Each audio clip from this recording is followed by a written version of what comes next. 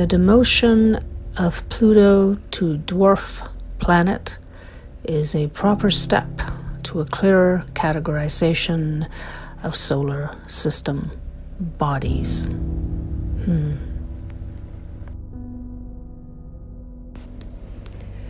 I can see why they think so, but, well, my interest is always on the archetypal level, that 33,000 foot above sea level, and in that realm, the demotion of Pluto from an Olympian to a dwarf seems misguided.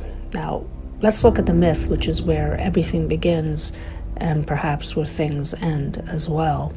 Pluto, or Hades, as he is more well known, was the famed lord of the Underworld and all the wealth that lies in this realm. Although he rarely ventures out of the lower realms in the myth, he is nevertheless a worthy presence in the Olympian pantheon.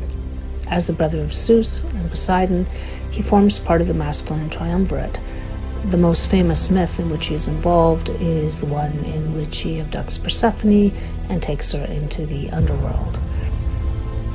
Persephone's mother Demeter flies into a rage and throws the world into a deep winter until a compromise is struck and Persephone is allowed to live above the earth for 6 months of the year with her mother and 6 months with Hades in the underworld. The key in this story are some pomegranate seeds. This is what condemns Persephone to doing time in the underworld. She eats 6 of them while still there, encouraged by Hades, who knows a thing or two about how to get a girl to grow up and shed her infantile dependence on a domineering mother. And this, in the end, is not a bad thing. Prior to her abduction, Persephone is a hapless girl, too afraid to leave the safety of her mother's side, content to prance around smelling flowers while refusing to take the leap into adulthood. It is only through doing time in the underworld that Persephone emerges as a fully realized grown-up. She has made the underworld journey, united with the powers that rule there, and has emerged transformed.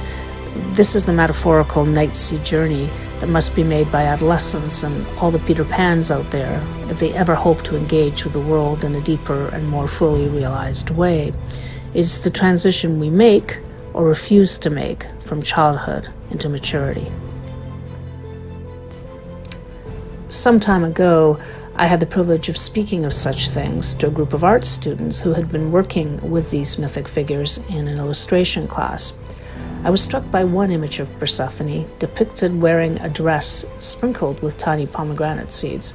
I thought this was a brilliant symbolic recognition that once you have consumed the food of the gods, you are forever changed. The underworld has, in effect, imprinted itself on your psyche for all time. The underworld journey is the one we all take, whether willingly or not. When we are willing, we enter through an examination of our inner lives with the help of a depth psychologist, perhaps. Often, we are dragged unwilling into the depths through an external circumstance, a divorce, a career loss, a death. Only by going through the experience, by staying with the feelings that emerge from our dark night, can we hope to emerge after time has passed. This is the inner journey which follows the descent that Persephone took in the myth. She is abducted, held hostage, and returns completely transformed. Now let us return to Pluto, the planet, for a moment. There seems to be a curious synchronicity between the discovery of a planet and the energies that are in the air when the planet is named. When Herschel discovered Uranus in 1781, for example, the world was undergoing a radical reorienting in many different spheres. The Industrial Revolution was well underway, and Europe was just years away from the radical reforms that would be ushered in with the French Revolution of 1789. Across the sea, the American Revolution had helped establish a nation built along very different lines to what had ever been seen. Uranus is a great marker for these energies. The planet is hugely eccentric as it is tipped to its side and spins more like a barrel than a top. Even the name itself points to the fact that it will not conform, as it is the only one named after a Greek god. All others derive their names from the Roman counterparts. Now, Pluto was discovered by Claude Tombaugh in 1930. The times were Pluto-like indeed, as this was the dawn of the atomic age and the rise of Nazi Germany. This was also the beginning of the Great Depression. All three would take the world into one of the darkest periods of human history. Now, 80 years later, Pluto has become a dwarf. Now, the astronomers may have logical reason on their side. They usually do, but I myself would have voted to keep it as it was. For those of us who swim in mythological waters, it seems rather insane to demote an energy that is such a potent underground force.